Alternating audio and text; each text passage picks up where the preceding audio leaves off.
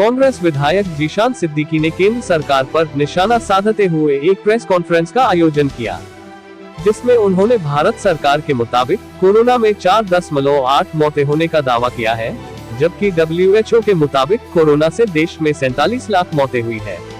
वहीं मुंबई कांग्रेस युवा नेता जीशान सिद्दीकी ने कहा कि सरकार सही आंकड़ों को क्यों नहीं बता रही और इन मौतों का जिम्मेदार कौन है। ये पीड़ित परिवार को दिए जाने वाले मुआवजे से बचने के लिए है या किसी राजनीतिक षड्यंत्र के चलते रचा जा रहा कोई खेल है। हमने प्रेस कॉन्फ्रेंस बुलाई है। इंडियन यूथ कांग्रेस ने अलग अलग राज्यों में ये प्रेस कॉन्फ्रेंस ली है। बीजेपी की जो केंद्रीय सरकार है, नरेंद्र मोदी जी की जो सरकार है, वो किस तरीके से अपने कोविड के आंकड़ों को, जो मृत्यु हुई है कोविड के काल में, उसको किस तरीके से छुपाने की कोशिश कर रही है, उसके बारे में हम आज बात करेंगे। आप सभी को पता होगा कि हाल ही में WHO ने एक रिपोर्ट रिलीज की है।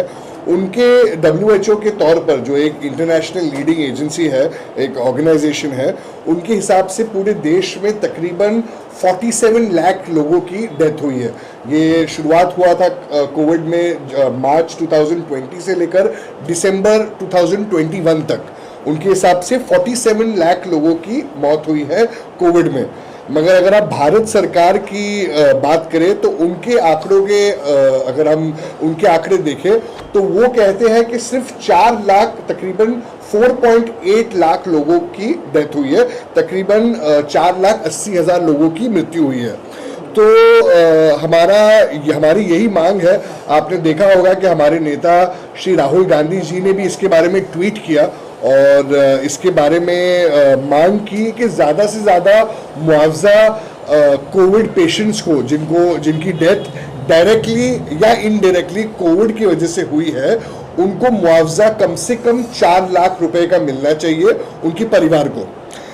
फिलहाल मुआवजा कोविड डेथ जब कंफर्म होती है तो भारत सरकार तकरीबन 50,000 देती है, मगर ये और वो भी सिर्फ 4,80,000 लोगों की परिवारों को मिला है, जबकि असल में आंकड़ा कम से कम 47 लाख है। तो कांग्रेस पार्टी की, इंडियन यूथ कांग्रेस की यही मांग है कि सारे 47 लाख लोगों की जो मृत्यु हुई है उनको और उनके जो परिवार है उनको ये मुआवजा कम से कम 4 लाख रुपए का मिलना चाहिए। क्योंकि आज अगर आप देश की स्थिति देख रहे हो तो देश में हर एक चीज़, जैसे महंगाई को लेकर जब भी कोई असल टॉपिक आता है तो उसे कवर करने के लिए भाजपा और नरेंद्र मोदी जी की जो सरकार है वो कोई ना कोई डिस्ट्रैक्शन डाल देती है। जैसे आप मीडिया भी कवर नहीं करे ये लोग, मगर WHO ने जो रिपोर्ट रिलीज की है वो बहुत ही महत्वपूर्ण है कि 47 लाख लोगों की मृत्यु हुई है। इसीलिए हमारी ये मांग है कि सारे 47 लाख लोगों की परिवारों को मुआवजा कम से कम 4 लाख रुपए का दिया जाए। और जब अंतर्राष्ट्रीय ऑर्गेनाइजेशन WHO कह रही है कि 47 लाख लोग मर गए हैं कोविड की वजह से, इतनी बुरी तरीके से भारत सरकार ने कोविड को टैकल किया है। राहुल गांधी जी ने सबसे पहले कहा था कि कोविड आने वाला है और उसको हमें सीरियसली लेना चाहिए, मगर कोविड को इतनी बुरी तरीके से खास कर बीजेपी रूल स्टेट्स जैसे उत्तर प्रदेश में और अनेक स्टेट्स में इतने बुरी तरीके से कोविड को टैकल किया गया है। और उसके बाद आज हम पूरे दुनिया के सामने एक मजाक हमारा बना रहे हैं कि जो एक्चुअल डेथ्स है उसका सिर्फ 10% बता के। तो इसीलिए इसमें राजनीति नहीं होनी चाहिए।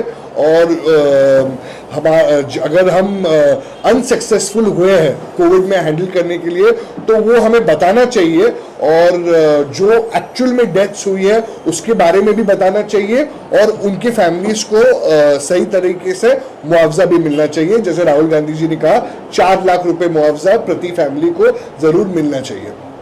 इसके बारे में हम इधर बैठे हैं और आपके माध्यम से हम सरकार को बोलना चाहेंगे कि हर एक परिवार को जिसके परिवार में एक डेथ हुई है उनको आप मुआवजा दीजिए और आंकड़ों को छुपाने की कोशिश मत कीजिए। अगर आपके कोई सवाल होंगे तो आप ऐसा क्यों लग रहा है कि आखिर क्यों छुपाया जा रहा है सारी चीजें? इस देश में हर एक चीज को छुपाया जा रहा है। अगर आप देखेंगे तो महंगाई होती है या तेल के दाम बढ़ जाते हैं तो कोई और किसी पे इल्जाम डालने की कोशिश करते हैं। हमारी ये जो सरकार है, भाजपा नरेंद्र मोदी जी की सरकार, वो अपनी खामियों को छुपाने के लिए आंकड़ों को कम बता रही है। वो बताना चाहती है कि इतनी मृत्यु हुई नहीं है, हालांकि पूरे देश में अस्पतालों की कमी थी, मेडिकल इंफ्रास्ट्रक्चर ठीक नहीं था, लोगों को ऑक्सीजन की किल्लत थी। पूरे देश में हमने देखा है कि इंडियन यूथ कांग्रेस लोगों को ऑक्सीजन दे रही थी, पर सरकार हिल रही नहीं थी। भाजपा के नेता अपने कमरों में अपने घर पे थे। तो ये अपनी खामियां छुपाने के लिए नरेंद्र मोदी बीजेपी सरकार आंकड़ों को कम बता रही है, जो बहुत गलत है और पूरी दुनिया देख रही है इस चीज को। जिस तरीके से अगर पूरे भारत की अगर हम बात करें, कोविड में ऐसे बहुत सारे गांव खेड़े थे जहां पर अब तक आंकड़े खुलकर सामने नहीं आए, और जिस तरीके से WHO ने बताया कि 47 लाख डेथ हो चुकी है, तो अभी भी बहुत से ऐसे आंकड़े हैं जो सामने नहीं आए हैं। बहुत दुर्भाग्यपूर्ण है, मगर जो रिपोर्ट्स WHO को ऑफिशियली मिली है उनके हिसाब से भी 47 लाख है, हमारे हिसाब से तो उससे भी ज्यादा है। मगर WHO की तो हम माने, हमारी भारत सरकार, बीजेपी सरकार तो ऐसी सरकार है कि WHO को या कोई भी अंतर्राष्ट्रीय ऑर्गेनाइजेशन को नहीं मानती है। वो सोचती है कि जो वो कहती है वो सच है, और ये बहुत गलत एग्जाम्पल सेट करता है पूरी दुनिया में, और जो देश का जो इमेज है वो इससे बहुत खराब होता है पूरे देश अंतर्राष्ट्रीय लेवल पे। पहले WHO ने ये रिपोर्ट किया। तो जब भी कोई असली मुद्दे आते हैं तब राजनीति तरफ से कोई स्टेटमेंट्स दिए जाते हैं भारतीय जनता पार्टी से या मनसे से कि जो असली मुद्दे हैं वो आम आदमी भटक जाए। अगर आप बात करें कि मस्जिदों के भोंगे के बारे में या कोई भी लाउडस्पीकर, कोई भी धार्मिक स्तर पर लाउडस्पीकर के बारे में, एक प्रथा है जो सालों से चलती आ रही है, और मुझे नहीं लगता है कि अब या आगे जाके ये प्रथा में कोई चेंजेस आएंगे, क्योंकि सालों से जो प्रथा चल रही है वो शांतिपूर्वक तौर पर आगे भी चलेगी, और किसी के भी राजनीतिक विवादित स्टेटमेंट से कोई चेंजेस नहीं होगी। हमारे मुंबई पुलिस और महाराष्ट्र पुलिस सक्षम है, और हम उन पे पूरा भरोसा करते हैं कि लॉ एंड ऑर्डर मेंटेन होगा, और जो प्रथाएं चलती आ रही है वो चलती रहेगी।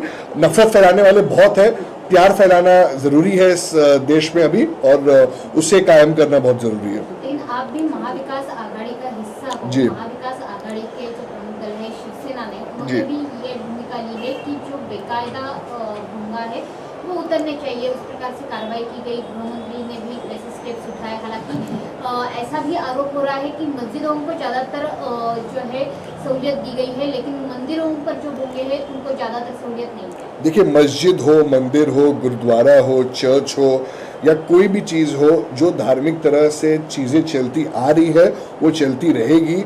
मैं एक मुंबई प्रदेश युवा कांग्रेस का अध्यक्ष हूँ। मेरे साथ अगर आप देखेंगे तो अलग अलग समाज के अलग अलग युवा बैठे हैं, और हम किसी में भेदभाव नहीं करती है। कांग्रेस पार्टी एक सेक्युलर पार्टी है, हम किसी चीज़ में भेदभाव नहीं करते हैं। हम यही चाहेंगे कि जो मंदिर में हो रहा है वो होते रहे, जो मस्जिद में होता रहे वो होते रहे। कोई भी धार्मिक चीज़ की जो प्रथा चलती आ रही है, इतने सालों से अगर लोगों को दिक्कत नहीं हुई है तो अब क्यों दिक्कत हो रही है? क्योंकि ये इनटॉलरेंस है, और राजनीतिक तौर पर जो विवादित स्टेटमेंट्स में क्रिएट हो रहे हैं वो क्यों हो रहे हैं? क्योंकि असली मुद्दे से आम आदमी को भटकाने के लिए। और जहाँ तौर पे कांग्रेस का स्टैंड है वो हमेशा सेक्युलर रहेगी, और उनका यही मानना है कि जो प्रथा चलती आ रही है वो हमेशा चलती रहेगी। लेकिन अयोध्या में जाने के लिए भी राजनीति चल रही है। हर एक दल अयोध्या जाने के लिए तैयार है। अभी कांग्रेस के जो प्रदेशाध्यक्ष हैं नाना पटोले, उन्होंने भी तैयारी दर्शाई है कि हाँ हम भी अयोध्या जाएंगे। उन्होंने निमंत्रण भी स्वीकार कर लिया है। देखिए, जिसको अयोध्या जाना है वो जा सकता है, वो एक पर्सनल चॉइस है। कोई भी एक पार्टी का प्रतिनिधि कोई भी धार्मिक जगह पे कोई भी पार्टी के प्रतिनिधि नहीं करता है। तो कोई भी ऐसी चीज़ में हम रिलीजन और पॉलिटिक्स को अलग रखे तो ही अच्छा रहेगा। देश में क्या क्या चल रहा है आपको पता है। तो कोई भी अगर किधर भी जा रहा है तो वो एक प्रदेश अध्यक्ष या एक पार्टी के लेवल पे नहीं जा रहा है, एक पर्सनल लेवल पे जा रहा है, और पर्सनल लेवल पे कोई भी किधर भी जा सकता है। देश आज़ाद है, तो उसमें कोई दो राय नहीं है। सिर्फ जो धर्म है उस पर राजनीति करना हर इंसान को बंद करना चाहिए।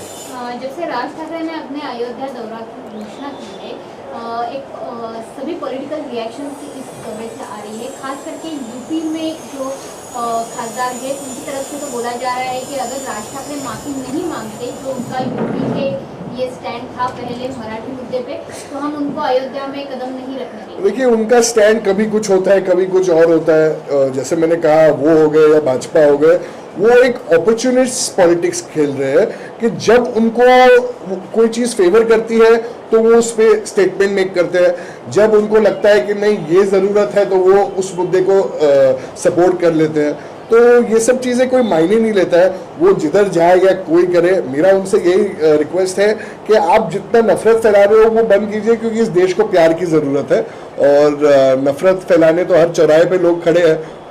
इसीलिए जितना विवादित स्टेटमेंट्स कम बोला जाएगा उतना अच्छा है।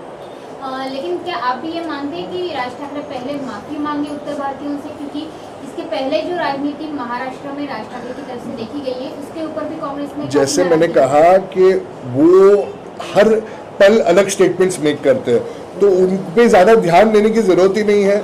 तो वो माफ़ी मांगे या नहीं मांगे, जो इंसान या जो व्यक्ति या जो पार्टी विवादित और धार्मिक तरह से लोगों को बांटना चाहता है, वो आज माफ़ी मांगे या कल कुछ और कह दे तो उस पर कोई अहमियत नहीं होती है। इसलिए मेरा कोई उन पर पर्सनल राय ही नहीं है, वो जो करे हमको उनसे कुछ लेना देना ही नहीं। लेकिन राज ठाकरे का ये बदला हुआ स्टैंड उत्तर प्रदेश के लिए, उनके अभी लफ्ज बदल गए हैं, वो काफ़ी तारीफ करते हैं वहाँ की सरकार की भी और वहाँ के लोग। जैसे मैंने कहा कि आज किसी की तारीफ हो सकती है तो कल किसी की बदनामी भी हो सकती है। तो ये सिर्फ राजनीति है, वो राजनीति खेल रहे, उन पर ज़्यादा तवज्जो देने की ज़रूरत नहीं है। आप ऐसा बोल रहे हो कि जो परंपरा चल रही है वो ऐसी ही चली रही है, लेकिन राज ठाकरे ने जो अल्टीमेटम दिया था उसके बाद हम लोगों ने देखा कि काफ़ी मस्जिदों ने अपने जो भंगे थे वो बंद कर दिए थे, अब यहाँ पर उतार दिए। वो किसी भी स्टेटमेंट की वजह से कोई चीज़ों पे इफेक्ट नहीं हुआ। जो सुप्रीम कोर्ट कहती है, जो हमारे पुलिस भाई कहते हैं, उस पर पालन होता है, क्योंकि हर एक धर्म लॉ एंड ऑर्डर का पालन करता है। क्या तब वो मुस्लिम हो या वो हिंदू हो या क्रिश्चियन हो या पारसी हो, हम लॉ एंड ऑर्डर को फॉलो करते हैं, किसी के भी विवादित स्टेटमेंट को फॉलो नहीं करते। सब्सक्राइब करें आवाज़ नेशन न्यूज़ और बेल आइकन दबाना बिल्कुल भी ना भूलिए, ताकि हमारे अपडेट सबसे पहले आपको मिले।